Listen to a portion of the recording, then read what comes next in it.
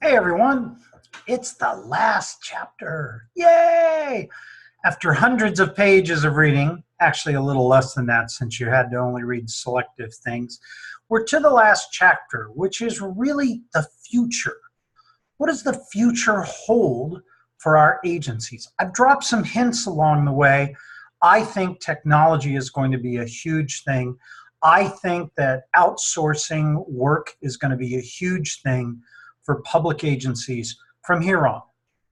We're going to see an increase of that influence of the business model, which is lowering cost. And it doesn't matter what part of public administration you're in, it's going to hit. And if you think your job is free from it, you might want to think again. These are articles about that change and how it can help an organization or it may present challenges. So a little more on the help, I think, in these particular cases. So let's take a look at these articles and a little bit for this chapter's argument, and then we're done.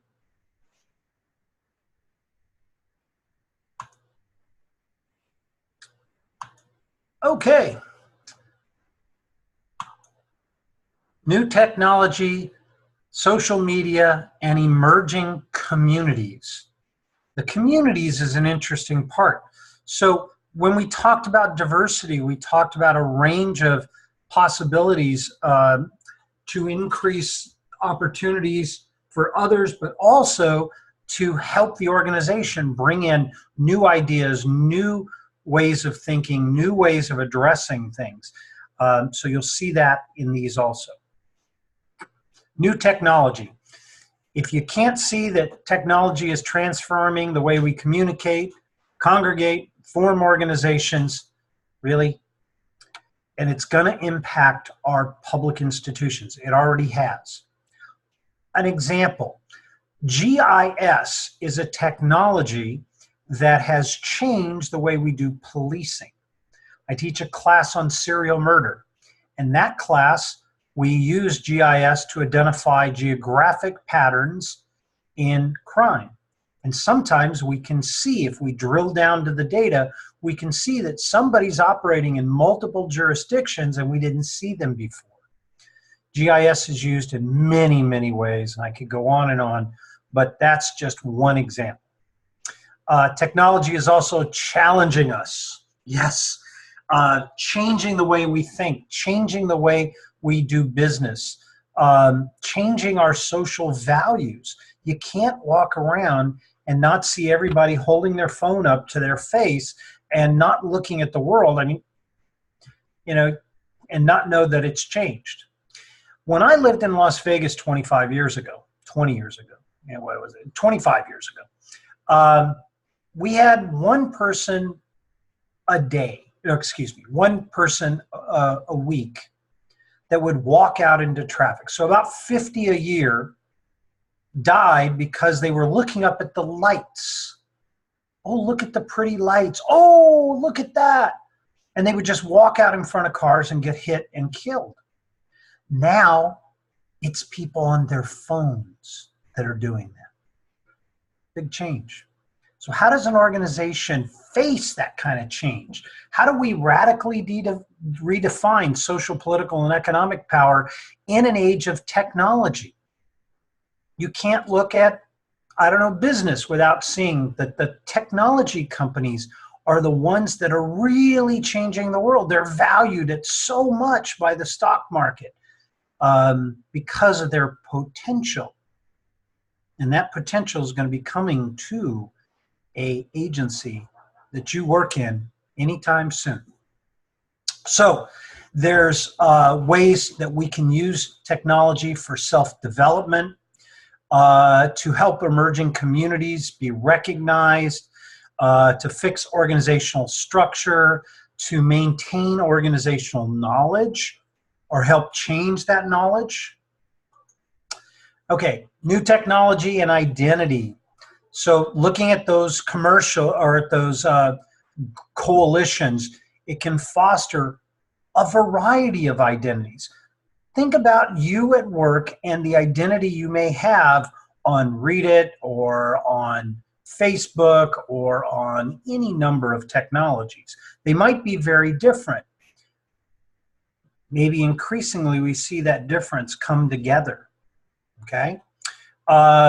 Same with views. We can see pluralistic communities allowing for a multiplicity of views on the organization and the challenges it's facing, and how you can reorganize those, how you can find new ideas using technology.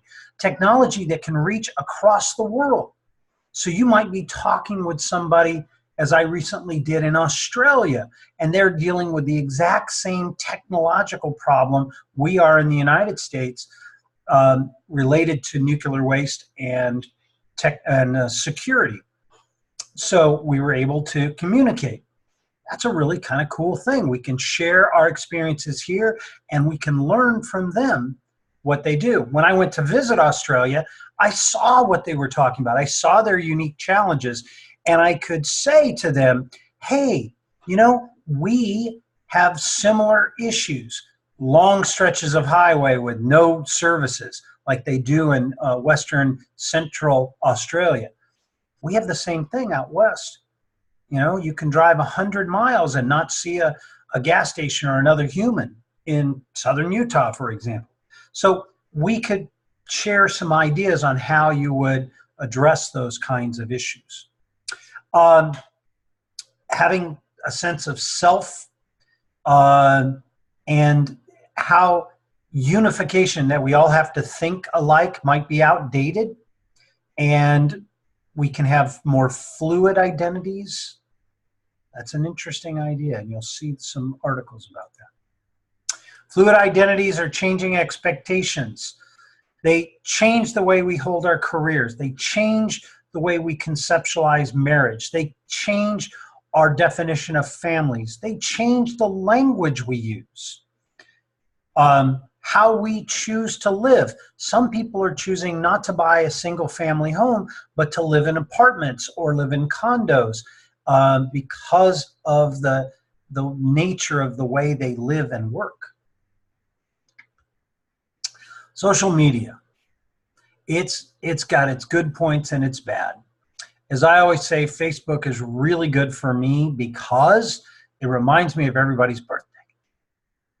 I get frustrated at it because I get a multiplicity of views. You know, I have left-wing friends that you know express those views, and right-wing friends, and libertarian friends, and middle-of-the-road conservative friends, and middle-of-the-road Democratic friends, and sometimes across that political spectrum, I disagree with people.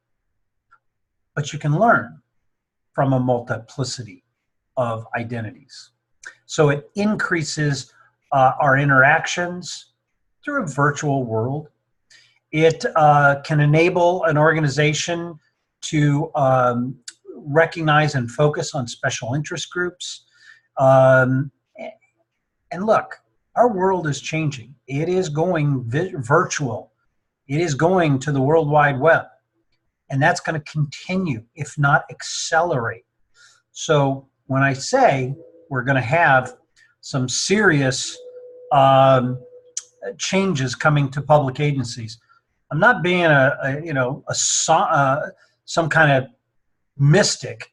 I'm just telling you the way the world looks, it's going to be that way. All right, Turkle, constructions and reconstructions of self in virtual reality. How do we construct our reality, and how can we change that? Cyber reality enables experimentation. People can try on, almost like you're going to a costume party. You can put on different roles and different expectations. It examines the implications of self-development in interpersonal interaction. You know, for example, computer games. World of Warcraft. I have a former student, PhD, and she writes a blog about World of Warcraft and talks about things like how women are treated in those games. She really is talking about and using her education to deal with this virtual world that the last game I played, electronic game, would have been Frogger. And for those of you who know, not the newest version, the old version. That's how long ago. That was like right after Pong. I'm not a gamer, but people really do construct their identity around these games. And we need to understand that. How is that going to impact our organizations? How does it impact the people we hire? And so on. So we see that virtual reality, the web, lets us have a multiplicity of identities. And that's kind of an interesting way of thinking about our employees and the world. We're going to have different ways to approach all of those different selves. Bach and Start, link, search, interact, the coevolution of the NGOs and integrative technology. Non-government organizations, okay? So these are nonprofit. These are they coexist with the public sector. So we see that, that these organizations currently coexist with bureaucracies and hierarchical organizations, but they have a different kind of organization than those. You see them, I mean, all across the world, they have different organizational forms. They're really on the cutting edge of a lot of this differences that we may see. And so looking at them on how we reorganize our public institutions might help us. NGOs are effective as self-organizing communities because the interactivity among various social networks is directly linked to knowledge generation. They have to be on the cutting edge because they don't have any choice. Their organization is constantly at threat if they don't get funding. So they have to be out there, active, changing. Dunlap and Lowenthal, tweeting the night away using Twitter to enhance social pressure. Now, this article was written far before our current president, but their argument is using Twitter to augment discussions with students in their online class extended teaching presence to a just-in-time communications tool. In other words, they could, if I was teaching a class on, let's say, crime in the city, and we have a riot, I could use my Twitter account to talk to students on a very quick basis to get them to start looking at it from what we've done already in the semester. It allows kind of shifts in directions really quickly. Twitter strongly influences users' relationship to one another and their community. It increases the level of social presence. In other words, 50 million people watch your Twitter account. That's an influencer. Meyer. I know it looks like Meher, but it's pronounced Meyer. Email and government, not post-bureaucratic, but late bureaucratic. I don't know about you, but I get a lot of email, and sometimes I miss things. And students aren't very, shall we say, forgiving when I forget that among the 100 emails that I get, they send me something, and it's usually rather incomplete in information. Remember we talked about this 2 months ago? No, I don't. I'm teaching 500 students a semester. I really don't remember. But email seems like such an immediate thing, and people want answers really quickly. The fact is, you have other jobs to do in your government position, and answering email is a little lower on the priority sometimes. Our clients, our communities, sometimes don't understand that. Why didn't you get back to me immediately? We have such an instant gratification mindset. You must hear back from somebody when you tweet them immediately. Oh, I texted them and they didn't respond. They must not like me anymore. All kinds of stuff going on. Same thing happens in your agencies.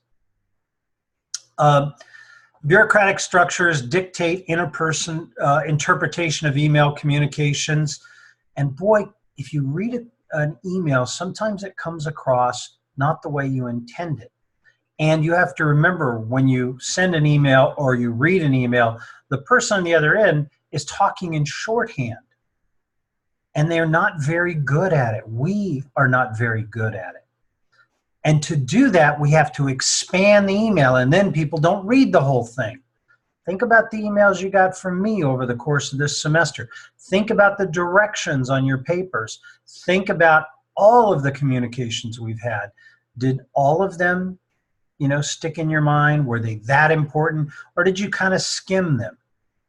Same thing happens to the public. Same thing happens in agencies. Ferrer and Gavin, online dating in Japan, a test of social information processing theory. Online dating? Wait, what? So listen to what they said. Online cyberspace is not culturally neutral. There are some embedded norms. And in Japan, they would be different than they are in North America. Organizational culture isn't created through a consensus. It might be a top-down process. We have cultural markers.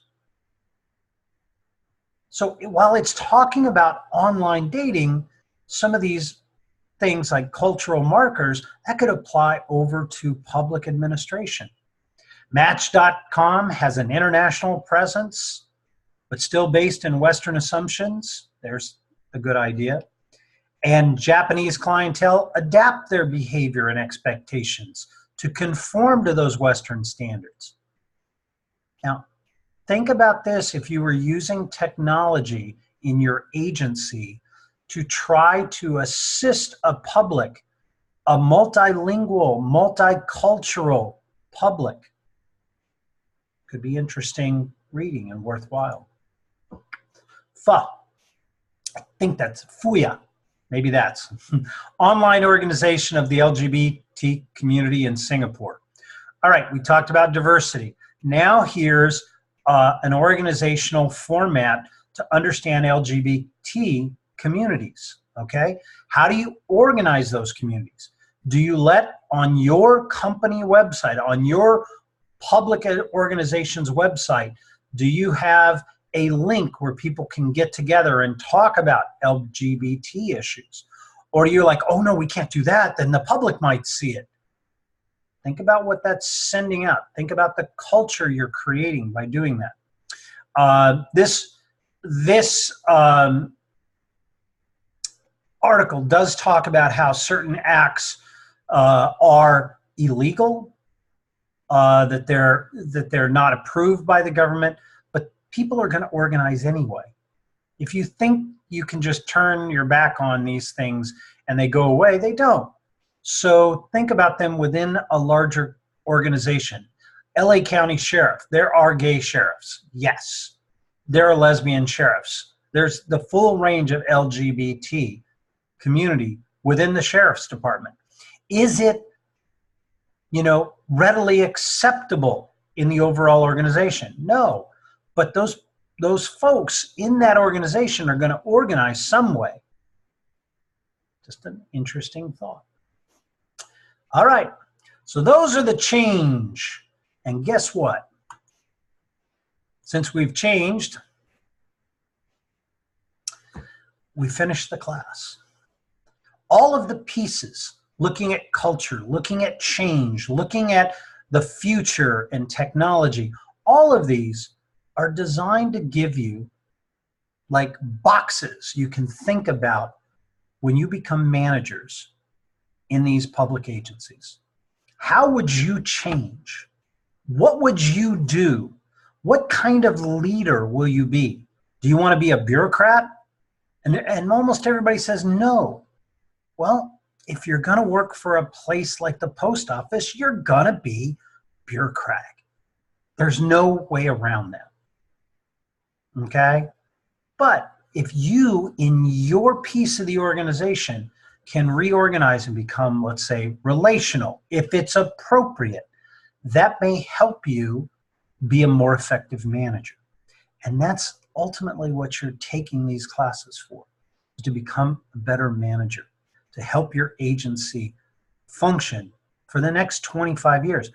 You are the next generation of leaders. You are the people we're going to vest with this responsibility for our public agencies. You're them. I'm going to be long retired, just back collecting my Social Security and thinking, can I pay for a new car this week if I need one? You folks are going to be the ones that drive the future. And I sincerely hope that you can do that in a way that uses theory, the explanation of why. Use that theory in a way that will help you. I thank you for being in my class. I wish you luck on the final, of course, and we'll be seeing you around.